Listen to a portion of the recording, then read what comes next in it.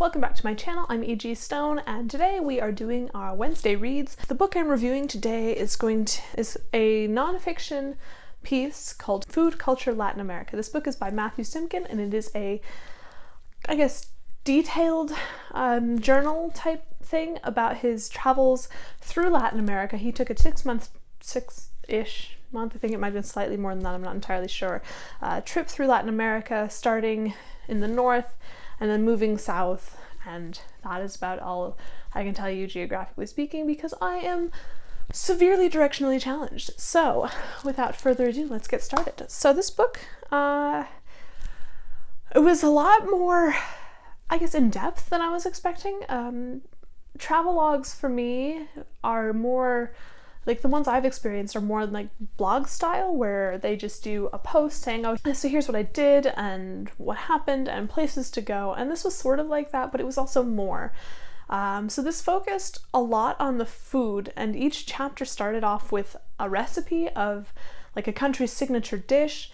And that was really cool. I really liked the food bits, mostly because 95% of it is food I will never eat. And so I like being able to experience that through someone else's eyes. Or taste buds, I guess, if we're being accurate here. So that was really fun. It's also an interesting premise, because to be able to go and quit your job and leave everything behind in order to travel in a foreign country, well, continent at this point, South America, Latin America, is like really fascinating, because as much as I like to travel, that is unlikely to be something I will ever do, or that most people will ever do, because it is a huge commitment, both in terms of time and finances, and it can take a huge toll on yourself. So you have to be very prepared for that. And so for Matt to be able to go and do that was really fascinating to me. And I'm very glad that he wrote this story, because it allowed me to experience that without having to actually quit my job myself. I mean, I'm terrible. I'm a writer, and so technically I can go anywhere, but it's a little bit different. He did this because he was trying to escape the rat race, he calls it, of London and sort of the first world, and all of the, so-called problems that we have and experience that are not really huge issues and that are more just annoying, and we don't really take time to treat people properly or to be happy or to figure out what makes us happy. And so being able to go and travel and experience that was really fascinating to me. And also he talked about sort of the cultural disparity that occurs between the first world and the third world countries that he visited, but how people were still incredibly happy. And even though they had this sometimes extreme poorness and lack of wealth and whatnot, and they were still really happy with things. But they also seemed to know how to game the system and to sort of work people or manipulate people just a touch in order to get more wealth and to make a better life for themselves based on first world standards, which was very interesting. And I mean, it's not unfamiliar to me. I know these things have happened, but to read about it from someone who had this first person experience with that was different than what I would have heard in the media. And so I thought that was interesting to be able to say, okay, here are these people who are super friendly and they're very happy, and yet they're also trying to sort of manipulate you just a touch in order to improve their own life. And it was unusual. It was also interesting to hear about what it was like being a gringo, and I'm not good at Spanish at all, so I don't know the actual meaning of this word in practice. I can tell you its definition, but so I learned a lot about the meaning of this word in practice and how it was sort of outsider but not an insult, and there were different kinds of gringos, and you were trying not to be the annoying kind, but eventually you would end up on the gringo trail, or you would end up having to play on certain aspects of being a foreigner and an outsider in order to get people to cooperate with you or to help you, or to even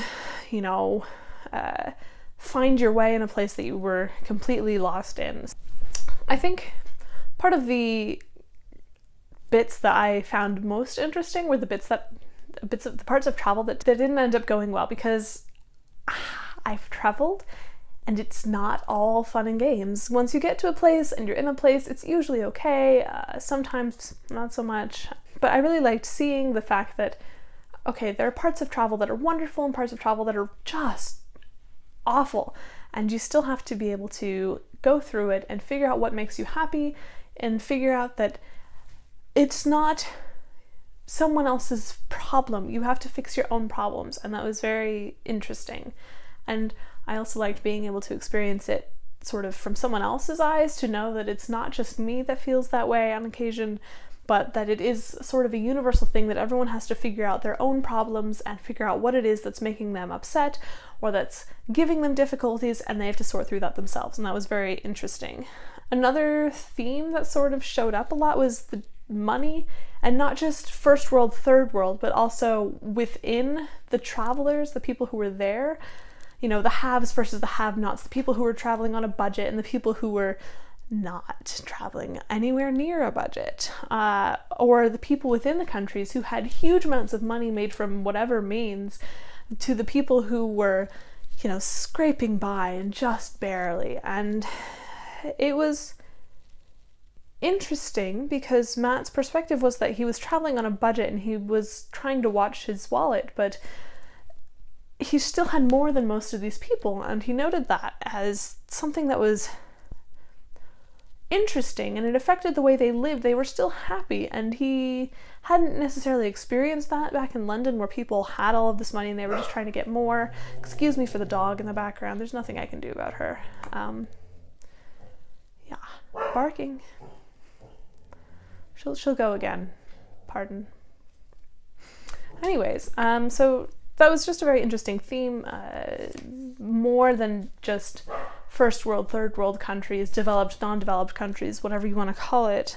So as much as this book read like a travel documentary, it also brought up a lot of questions that were more philosophical, and trying to figure out, okay, what is it that makes you happy in life, and how can you find something that makes you happy without ruining someone else, or that is not involved in the rat race, or that is just not necessarily built on material possessions, and how to be with people that you choose to be with rather than those you are stuck with, as well as being able to be in horrible circumstances and accept that, you know what, I've had some great times, things are going to get better. And I liked the philosophical bits. I would have liked a little bit more, I guess, coherent for some of this, but it was written and reads like a journal, so that is a stylistic thing that I don't necessarily expect, but would have liked just a touch more. So my main critiques for this were that after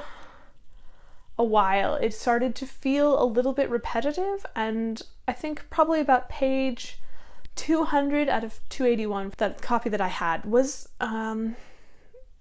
it felt a little bit like the same things were happening or being written about. And I know it was a completely different country and completely different circumstances and people and events, but it felt a little bit repetitive, and I think that could have been changed maybe in the tone, or perhaps some of the more coherent answers to the questions that were being asked. So that was one of my major critiques. And the other thing that I would have liked is a little bit more on what happened after he went back to London, because I know that coming back from places, there can be a significant culture shock. Like, I've just gotten back from the UK, and while it's nowhere near the same scale that you would get from 6 months travel in Latin America, you still have a bit of a culture shock, and I wonder how he dealt with that, because the story ends on the plane back to London after this trip, and I think I would have liked just a little bit more about afterwards, because that is still part of the reality of traveling. So on the whole, I did enjoy this book a lot more than I expected I would. I think I was probably expecting sort of that travelogue, travel blog type of thing, where you get sort of a list of events saying, oh yeah, no, this is really cool, and I was doing this, and this is all fantastic and awesome, and I'm on vacation. Whereas this was more nitty gritty and real life, and I don't know, I liked it, and I think and I would like to see more of his work about other journeys, and certainly more about food, because oh my goodness, that sounded fantastic. I would like to hear more about that. Maybe I wouldn't say a cookbook, but maybe a bit more sort of focus on the food would be interesting. I don't know. Anyways, I did like this book quite a lot. So if you're interested in sort of travel documentary type journals, please do go check this out. This is more than just a I went here, I went there. This is a discussion of culture and of economic issues and political issues, and I found it fascinating, and I learned a whole lot. So please go check this out, and I will leave all the links as usual in the description box below if you are interested. Go check them out. And if you want to know more about Wednesday Reads or having your book reviewed, please let me know. So that's all I've got for this week's Wednesday Reads. I will see you next time. Bye.